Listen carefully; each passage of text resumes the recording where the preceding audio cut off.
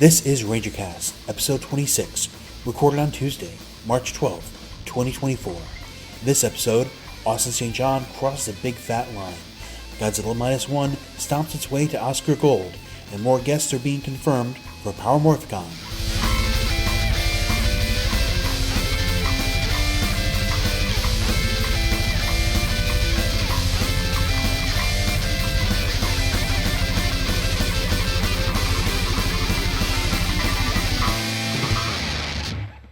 All right, this is RangerCast. As always, I'm Tyler, better known as Rito Volto, and I'm joined by... Hey everybody, it's Mike Manos here. Remember when they were talking about canceling Power Rangers? This isn't what I had in mind. That's a good one. It's probably, pretty obvious in the title of this episode and the show notes what the big subject is going to be. We're going to get to that later. First off, I know we've been away for a while. It wasn't intentional.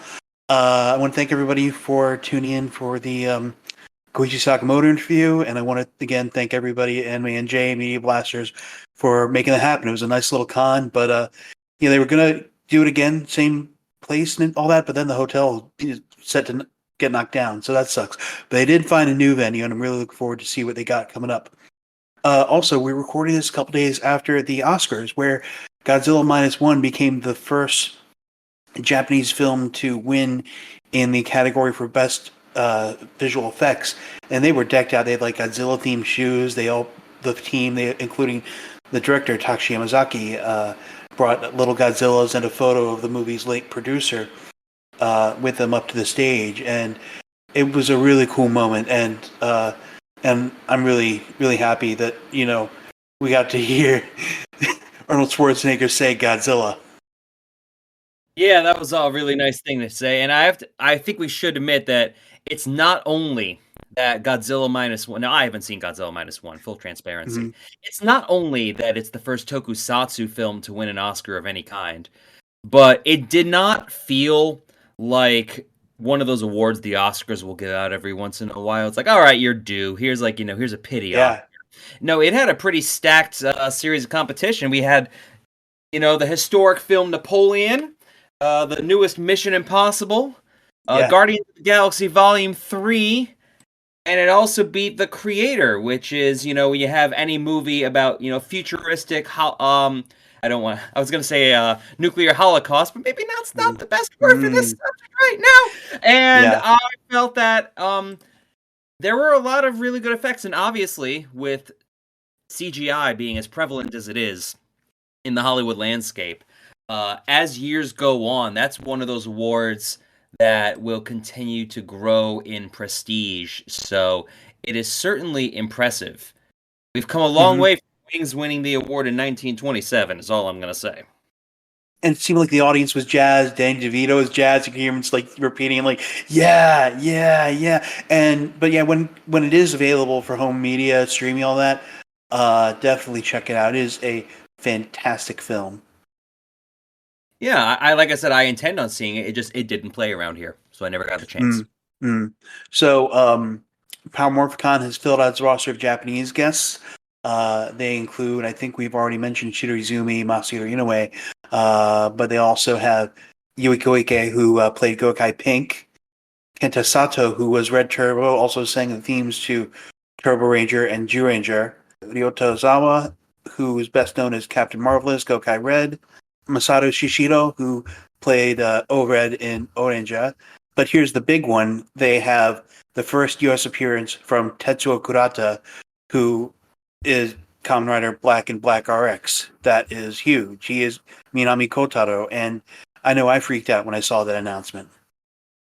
It also kind of makes sense with Black being available to Western audiences now. So I'm not saying it was an expected thing, but it is, it tracks with the releases of anything. And who's to say that the release of Black on Blu-ray and DVD home video format didn't necessarily... It may have had a little bit of a part in getting him at Power Morphicon. Also worth mentioning is they finally announced Dan Southworth as the first... Yeah, they finally announced the Power Rangers guest. He's going, but he's always there. But it's always good to see him. I think there was one or two Power Morphicons ago. He was like publicly wondering if he should go. Yeah, but still, it's always nice to see that they are starting to announce Power Rangers for the Power Ranger convention. Mm-hmm. I guess I can get a little plug in. Anime Boston is coming up at the end of the month, the last weekend of March, and they just announced another musical guest, Lotus Juice, the rapper Lotus Juice. He did a couple songs for Shin Kamen Rider, so I believe that's the Saturday night concert. I run press for Anime Boston, so you might see me going around if I'm not manning an interview or something like that. It's a really fun con. It's big, but it's it's got a great atmosphere. Cool stuff. Yeah, and also Lineage, their license on Power Rangers stuff has apparently come to an end. So if you go to their website lineagestudios.com, they're running a sale on all the Power Rangers stuff they've got. And they posted a tweet today, which is, as you heard at the top, Tuesday. They say in a tweet, wherever licensing takes us next, we will be forever grateful to our incredibly passionate Power Rangers fan base, our talent. They tag Jason Frank, saying he's deeply missed, as well as their dear friend, Toy Wonder, Jason Bischoff, who presumably negotiated this deal, and is alive and well and at Funko Pop. So yeah, they say there are no guarantees they will be restocking any of their Power Rangers merchandise, and everything they've got is up to 50% off. It includes like Legacy Morpher pins, Green Ranger pins, Power Coin pins, all sorts of stuff, as well as stuff from other seasons. They also have Soul of the Dragon stuff apparently included in the sale for some reason. I don't know why, or a print from Soul of the Dragon.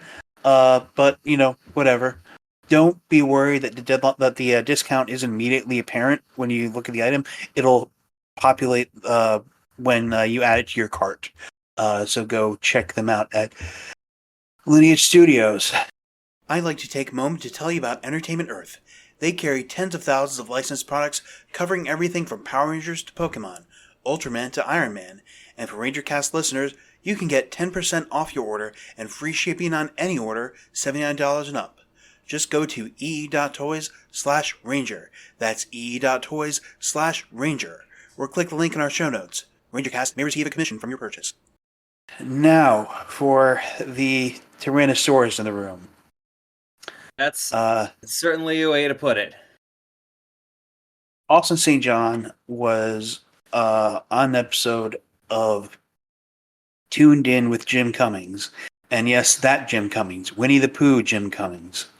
He was talking about, the sort of merch that he, sells at conventions and all that sort of thing. And he casually put out there he's thinking of releasing a Warriors line, he put it, featuring quotes by inspirational leaders.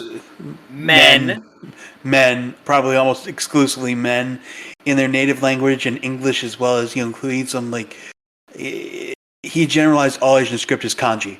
But, so this podcast goes on YouTube. So there are words that we can't say without, getting in trouble. He said that the German mustache guy, quote, was a demon on steroids, but he had some pretty good one-liners. For the duration of this podcast, I will be using the term starfish to refer to that omitted figure, because that's a tokusatsu reference that I feel like people will appreciate, and if you're listening to this podcast, you probably understand what I mean when I say starfish. If not, bone up on your 70s era Monsters of the Week is all I'm gonna say. I only saw the brief clip, thanks to Morgan Lamia on Twitter for clipping it out. He said that he would aim to they should look to our past, quote, to leaders both good and terrible. And nowhere in this clip, may well have been later in the show, I don't know. Jim Cummings did not immediately stop and say, hold the phone. But this isn't on him. So this got out there on social, and almost everybody in the fandom, united in scorn of Austin St. John being in the news again for all the wrong reasons. And the pile-on included Amy Jo Johnson, who originally her first tweet on it was, I think some people should have publicists. Dear me. And then later, earlier today, she said, tweeted, Rogue Red Ranger has an entire new meaning, which is a reference to her comic series. Okay, I'll stop now, she said. And this evening, it hit Entertainment Weekly, their website. So this is going to get out into the mainstream, and this is just an embarrassment. Yes, it certainly is. Like, what are you thinking, right? I can tell you exactly what he's thinking. I know this mindset. I've witnessed it enough over the years. Mm-hmm. It's going to sell. We don't want it to. But look at pop culture now. If you go to Billboard.com and you look at the Hot 100 songs in the country right now, Kanye West is at number 1. As we are recording this on March 12th, 2024. Yeah, he has the number 1 song. It's called Carnival. It's some mediocre crap. Kanye has said similar, perhaps worse, statements about Starfish in recent years. So there is certainly a market for this kind of thing. You can tell that a lot of that market comes from, I don't want to paint a target on a certain audience because that's not what I'm trying to do when I say Gen Z. Mm-hmm. But a lot of it is the Gen Z stuff, and it's not because, young people bad. I think a lot of it has to do with youth being disassociated with the World War II time. I'm a child of the 1980s. Tyler's just a hair younger than I am. We grew up in an era where World War II memory was very much a thing in pop culture. We experienced it. Like you have Schindler's List, which won Best Picture in 93. You have a lot of veterans still alive. But now it's 2024. We are now, we're almost 80 years removed from World War II. Pretty much everybody who was alive during that point in time is gone. So I feel like part of the unfortunate inclination for young people to be the edgelords that they are, try to latch on to something that they don't necessarily know the meaning behind, especially something so far removed. Because 80 years ago, from when I was born, was the turn of the 20th century. And I think we would be remiss not to mention that the person whose banger quotes Austin St. John once put on his shirts is responsible for the deaths of 17 million people. Yes, very much so. I will say that upon perusing people's opinions of this, I'm not condoning it at all. I want to make that perfectly clear. I'm just trying to, to elaborate on it a little bit and devil's advocate a hair just to give some sort of semblance of content. I feel like the general consensus that people have is not that Austin St. John has gone completely off the deep end and is now, that kind of political / sociological mindset. General viewpoint that I see, and I'm inclined to agree with it, is that Austin St. John is a moron. Yeah, I think he's at the very least an ignoramus. And I think he's a grifter. I think we knew that. He was upselling toys on his website. Yes. I think the only reason he's even mentioning this stuff is because, unfortunately, there is a market for it. And let's be real. And he's going to need some money very soon, probably. Exactly. So he's trying to latch on to anything possible in order to try and make a quick buck. And say what you will about the starfish aficionados out there in the world. I don't know any personally. If anybody claims that they're an algae eater in my life personally, I've tried to exile them as much as possible. But I feel like for some reason they have a lot of money and they are willing to donate their loads of money to causes that support their views because they feel like they are not heard because they You shouldn't think be he wants to heard. become a cause celeb in certain circles? Well, the super hot take that I have is that Power Rangers has always kind of fed into that mindset because it's all about you are the only one who can save the rest of the world, and you have the power, and you're the chosen one, and you're the one that can do it. Which kind of lines up with a lot of these ideologies of things that a lot of people who were involved with the show kind of fall in after a while. You would think that it comes at odds with the message of the show about teamwork and diversity ruling overall. But I Mm. mean, if you want to be completely blunt, heroes come in all colors, but all those colors are certain shades of white when you get right down to it because look at the writing. Well, I mean, well, there's something else that a fan brought up earlier today that I hadn't thought about. Was there are countries where, in Europe in particular, in Germany, where if you were to walk down the street wearing one of these shirts, you could get busted for that. We'll see Like if it's there's not a legal. we will see if there's a European marketplace available. I mean, to be fair, this is coming from the same person who thinks that kanji refers to all Asian languages. I Mm. can I can understand him possibly not knowing the words for the characters, so I'm Yeah, willing to let and that one slide. But and for those who've been living under a rock and didn't understand the other thing that we referenced a bit ago, he is under indictment for CARES Act fraud, and there's a deadline for a plea agreement coming up in late April. He could face prison time, depending. If he goes to trial, he definitely face prison time. But we'll see what happens with that. part of the reason why I feel really disgusted about a lot of this Mhm. is, um, like I said, I am not an algae of any kind. I am Yeah, not in danger of being killed by a starfish anytime soon. That's not the kind of life I have. However, to put it bluntly, and unfortunately, I feel like I kind of have to, given the subject of this podcast, there's a lot of special needs people in this fandom, and a lot of kids in this fandom, hmm and hmm there's a lot of situations. As someone who has worked as staff at Power Morphicon before, Yeah, we should I've disclose that. yes, I've seen this.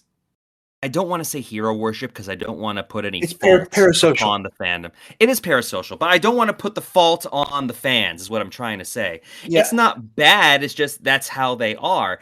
And people sometimes have a very hard time disassociating the actor from the character with cast of various things. And it's And not I exclusive think to they're Power very Rangers. credulous when these actors try to turn around and sell them something. And there have been people who taken advantage of that. He's one of them. Michael Capone's one of them. Karen Ashley's one of them. Yes, so it's not exclusive to Austin St. John. It's not a problem that is exclusive to him. He is not the sole pariah of cast members of the show to But be. he does have a pattern of associating himself with pretty awful people, like Zachary Taylor McGinnis, who posted this horrifying thing on the anniversary of Jason Frank's death, uh, basically condemning him for having taken his own life, or his association with Jacob Frank, who we hadn't really had to think about because he wasn't really, out there in the public, but he was, out there promoting, auctions related to his late father, and people like, hey, like, and like he was hanging out with Austin at conventions, all that, and it took about 5 seconds for somebody to find the reason we hadn't really heard about him much is because he'd done some creepy stuff. Yeah, I mean, what else can you possibly say? Exploiting suicide of a beloved actor to many people is a terrible crime that preys upon many people in the world, but you know what? He had some bangers, so that makes it okay. Put it on a t-shirt. Apparently that's what we're doing now. And also, I mentioned it as in the preamble to this topic, Mhm. but Austin St. John also mentioned other people. It was not that Starfish was the only person Bruce mentioned. Lee, Chuck Norris. You know, right-wing heroes. Like he stressed that Chuck Norris was his favorite. Could have seen that coming. But now, what do we do with this information? Now, I should stress again um, that Mike doesn't speak on behalf of Power Morphicon. Oh no, I Um, don't. Oh um, no, I do not. Personally, I think conventions ought to drop him because, like, there's this timeline where he's going to pull up to one of these conventions with one of uh, these German mustache dude shirts, and they're going to have some questions to answer. This is also a very interesting thing to come out the same week as the sponsorship he's doing, the promotion with Power Morphicon about how That's you right. can win free airline tickets via American Airlines only. It's American Airlines. None of those Yeah, Starfish Airlines or anything like that. American Airlines. I think I just saw an eagle give birth when I said yeah, that. And they will pay for you to get to Power Morphicon. They'll pay for your airfare and they'll pay for you to get in. You still have to pay for the hotel and food, which is the most expensive part of the trip, but that's neither here nor there. But you right. could possibly get a free airline ticket to go there, even though, American Airlines doesn't serve where I am. Yeah, American yeah, Airlines isn't as big as it used to be. That's really bizarre that it only works with one airline, because I highly doubt American Airlines is actually doing the promotion. There's no yeah. I way a know it's company weird. that big is working with Power Morphicon, which is that small. Another thing that really bothers me about the convention stuff is you have to remember that Power Morphicon started as a convention in 2007, and the main thing why Power that Power Mor and the main sorry cut that. And the main thing that Power Morphicon had in its back pocket, which allowed it to exist in the first place, is, if you may recall, Power Morphicon in 2007 had a very close relationship with the Make-A-Wish Foundation. Yeah, that's right. They, And those are the people who Mustache Guy threw in the gas chambers. yes. So it seems to me that, remind me, was he at the first one? Yes. Okay, so for somebody who's been aware of this convention for 17 years now, to make that kind of pivot from allegedly working with the Make-A-Wish Foundation to pretty much making a 180 and denouncing those kind of people for profit tells you pretty much everything that you need to know about the mindset. Do I think Power Morphicon is going to exile him from the convention? No. And the reason why I don't is because, let's be completely honest here, if you've been to Power Morphicon, you'll know what I'm talking about.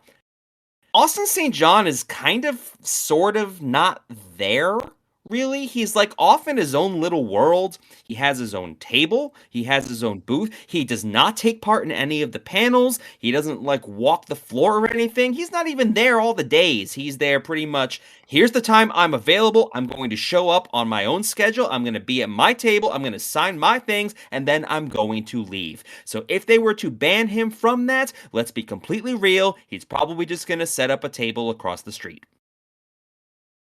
Yeah. Also, see John and Power Morphicon. I've written about this before. Before this podcast came back, I wrote about it on the Ranger Command site. Thing happened to me at Power Morphicon 2014. I blacked out, so I don't directly remember it, but I was told later that he was one of the people who dropped what he was doing and took care of me until the paramedics got there. And for the longest time, I really didn't say anything or weigh in about any of his shenanigans. I was kind of uh like letting it slide because of what he did for me. Um But I think after his indictment, I realized this guy's a bag.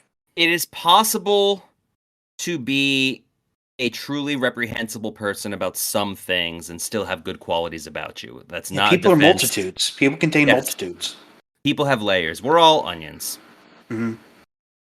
And I say that because what he did for you is real. You know, he has the Yeah, paramedic experience. He took care of you, and that is factual. and he was willing to help get me down to Ranger stop.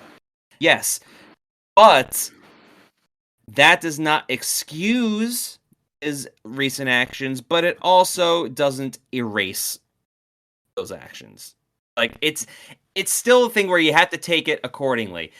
Because I do worry that some people may take matters into their own hands regarding how to possibly handle this. Because let's be real, I mean, that's the internet sort of thing that's happened before. yeah, internet fandoms aren't necessarily known for being. And I was referring to what stable. happened at Phoenix Comic Con. Yeah, like people aren't known for being too stable in some of these franchises.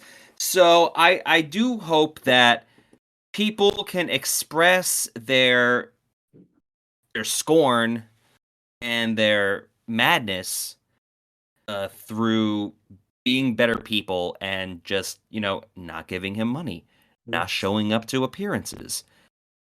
Harassment is not the way to do it. Mm-hmm. I would bet money that he's not going to do a panel at Morphicon. That's for damn sure. He hasn't in years. There's no reason for him Oh, well, to. yeah, yeah. Well, I guess the reason why he didn't last time is the reason why he didn't really attend was because of who else was attending. Correct. And that's kind of been the reason why he was as distant as he was, because of the relationship that Jason Frank had with the event over the years. Right. Yeah. I know me personally, I'm not going to give him a damn dime. And I'm willing to hear out the twins and their argument, why I should call them the original Gold Ranger. Yes. I do think some of the I'm sorry, not that. I do think some of the blame should fall on Jim Cummings because yes, it was terrible for Austin St. John to say that on Cummings' show, but it wasn't a live stream. You could edit that out. But they felt, no, this is okay. This is good to put on something. This is good to put out there for the world. And Jim Cummings wasn't immediately repulsed by it. I think the only word he said was like, "Wow, wow." Like, I mean, to not to open another can of worms, but this kind of subject matter is something that I don't see Jim Cummings necessarily disagreeing with. But that's neither here nor there. But let's be real. People say some stupid stuff, and most of the time, especially in years past, we just kind of let it slide. But the fact that somebody else put it out there, yeah, Austin St. John is ultimately responsible because, it's his promotion that he's doing and he's the one advertising it. But some of the blame should go to the Jim Cummings podcast because much larger reach, and they could have just been the bigger people and said, no, that's not going to fly. And let's be completely honest, if Austin St. John had just said this on a Twitter, if Austin St. John had just said this promotion on his personal website or on X or on some sort of smaller scale thing, because the hard truth that this fandom needs to face is that Power Rangers just does not have the reach or the pull that it had 30 years ago. So it kind of we would have laughed at it in our fandom. We would have been like, oh, Austin, and, oh, shucks. But, the fact that Jim Cummings has a much larger reach. Yeah. And now, I haven't listened to the full show, but there's a reference in the show notes to him having saved Jim from a shootout. Okay. So maybe, I don't know. I don't know enough about this podcast or how equipped he would have been to oh dang, we're going into that talk right now. I'm not sure I've seen about the podcast is that Jim Cummings, who's been in this he's been in the entertainment industry for decades now, at least 40 Yeah. years. And it's pretty much, it's like the Jerry Seinfeld show, comedians in cars getting coffee, except this time it's, entertainment celebrities, B-listers and below, on air, raising one hand. Apparently. You're going to see a lot of memes with that image of the Red Power Ranger in the cockpit of the Megazord getting ready to launch the Power Sword, and that is a right extended hand. You're going to see that a lot now. Yeah. So, how about you? Are you joining the boycott? In as much as anybody can boycott him. Boycott's one of those words that is just a fancy way of saying I don't feel like doing anything. That's how I've always felt about boycotts. I wasn't doing anything to support him in the first place. It wasn't an act of malice on my end. It's just like, I don't care about you guys. So it's just like, whatever. I will continue to not do anything. You can dress it up and call it boycott, and I could post it and, farm likes on social media and be like, oh, look at my pure ass. But no, it's just like, whatever. Yeah. It sucks. It sure sucks. I don't need to tell any of you listening, it's like, oh, geez, man, that sucks. I don't agree with that at all. Because I feel like that should be obvious, but... Yeah, I just hope that he gets the book thrown at him in his tax fraud case. And, I mean, it's not like he's a danger to people attending the convention. No. But he's at the very least a PR problem for the convention he goes to. And I think how events deal with that is up to them. And all I'm going to say is, again, I cannot speak for Power Morphicon, nor will I even remotely pretend to have any involvement with any of the other conventions, such as Ranger Stop, or anything else on the East Coast or West Coast. But given this information, if Austin St. John is announced at any public event going forward, I just hope people can make informed decisions based on information that's out there. And if conventions think that they can handle the public relations fiasco that will come from booking him, like if any convention comes out like in the next week, it'd be like, Austin St. John will be there. More power to you, but I wouldn't do that. So that's going to be all from us for this episode. Tune in next time as we continue our review of Cosmic Fury episodes 7 through 9. Any final thoughts before we go? Like I said, it was a very bite-sized episode, but a very dense content episode. Thank you all for watching, and I hope you can tune in to our next episode, in which we have to deal with the repercussions of Caitlin Murphy dangling a baby out a window. That and more next time on RangerCast. If you like what you just heard, find us at rangercast.net or look us up in your favorite podcast app. Reach out to us on Twitter or leave a voicemail on our website. The opening theme is by Daniel Park. The ending theme is by me. RangerCast is distributed under Creative Commons license. Attribute and share alike.